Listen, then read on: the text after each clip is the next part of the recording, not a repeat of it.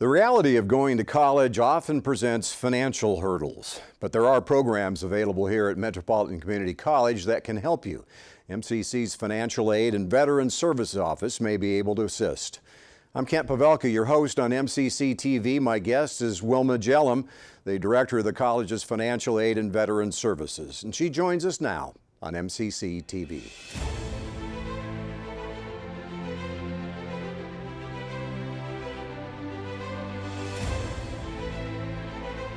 Well, Wilma, welcome back. Great to have you. We're anxious to find out what's new in financial aid and veteran services, and it's always nice to begin our chat with just a minute or two about the overview of everything that you do for students. Yeah, we are really focusing this year. Every year we have an initiative, and this year our initiative is helping to expand our services.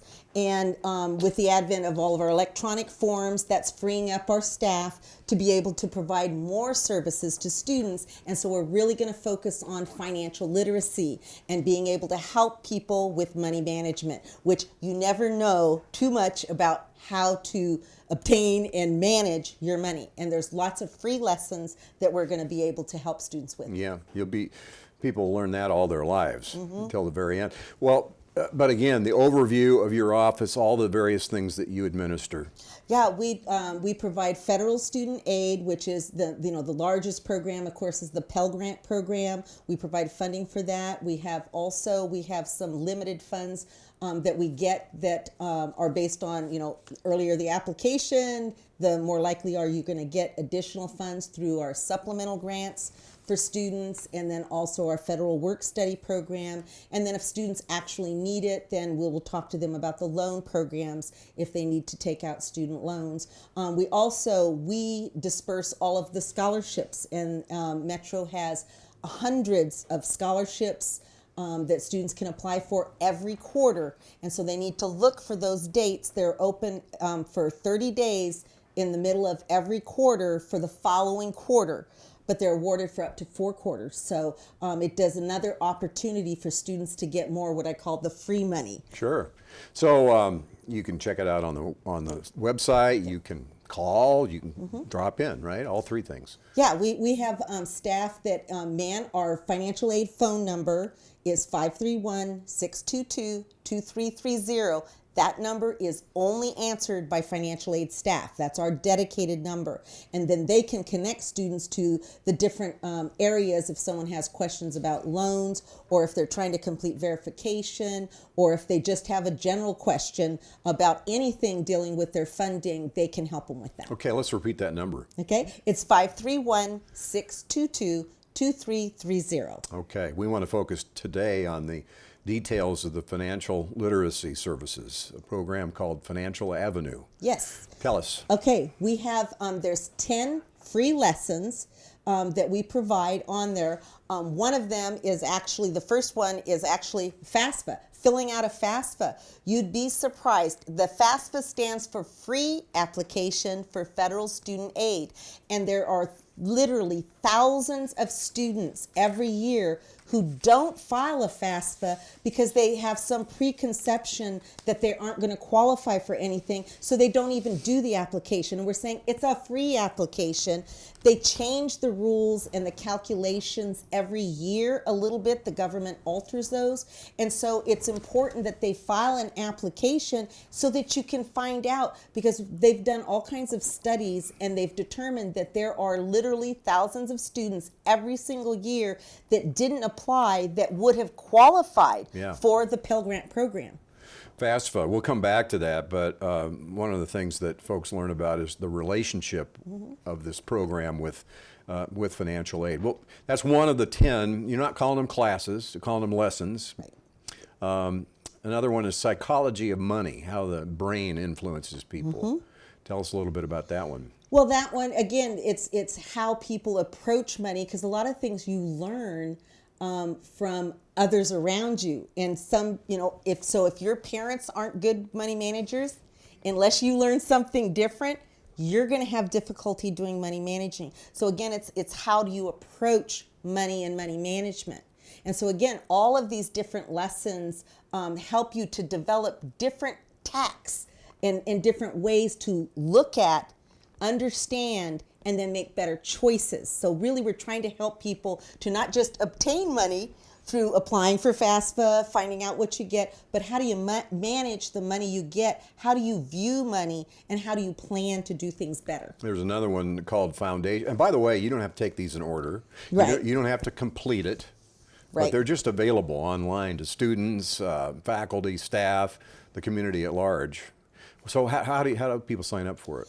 It's online. You just go out. There's a link again from the front page of our website. When you click financial services, you go to that index and there's a tab that says financial literacy, and that'll take you to the landing page that lists all the 10 classes, the lessons that you can learn, and it lists all of them. So you can do them in order, out of order, whichever interests you first, and it's free. You just create like a logon, just like scholarships. You have to go create a scholarship logon. You create a logon for the classes, but once you do it once, then you have that to go in and go back and do additional lessons.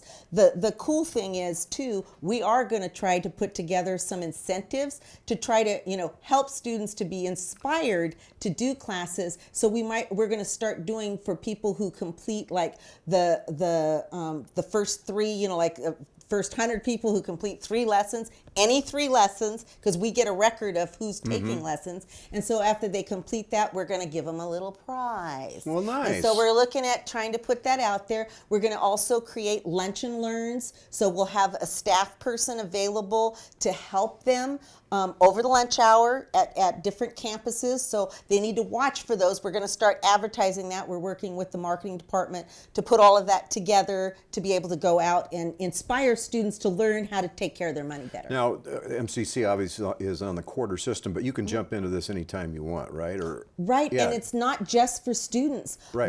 I have staff that I encourage to go through and do the lessons. Anybody in the community, it's a free access to these lessons. You don't have to be a student to take them. So if you are struggling and you're just a member of the community, you can go to our website and you can access those lessons also. Let's maybe we can show the 10 different lessons. We mentioned psychology of money. There's one called foundations of money. Another called college and money. We talked about FAFSA, and we want to talk about that more.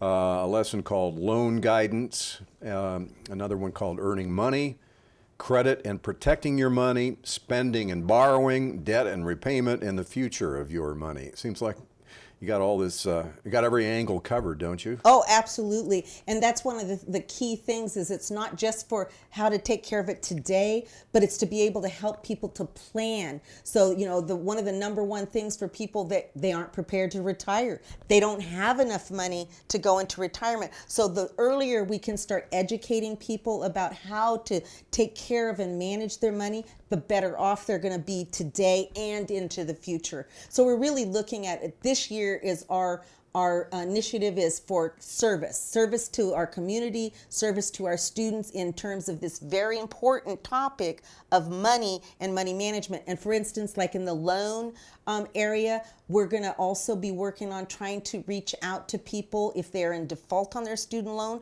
We can help you on how to take care of that, how to cure your default and maybe return and finish your education if you didn't finish your education. Now the FAFSA lesson again, I think you wanted to add more about that. Well, not the FAFSA, but the foundations of money. We wanted to get in because that helps you recognize the importance of understanding, managing, saving money, and reaching your goals. And the other thing is having financial goals. A lot of times people don't have any kind of a plan. So we're going to teach you how you can record actual financial goals and then help you to develop a plan or a map on how do you reach those goals and then how to check on those as you go through. It's not like, okay, we started, I got to the end, oh, that didn't work. It's having incremental places that you check to see how well you're meeting your goals, or do you need to change what you're doing? Yeah, or adjust them, or how to create like a safety net in terms of financial issues, and be able to plan and how to do budgeting. Those are all really important skills for people that they just don't think about it. And so we're going to try to help everybody think about it a little bit more. And again, a lot of this falls in the category of just don't let too much time go by before you avail yourself to all this knowledge. Exactly. Because in the end, it is about retirement, and not having to delay it. So there's no completion requirement. Nope. Are there any tests, or how do you know if you're done? There is we can set up if people want to use it, or faculty. Our faculty also can use these lessons, and we can set up a class. If they give us like their class list, we can have where it can have an assessment.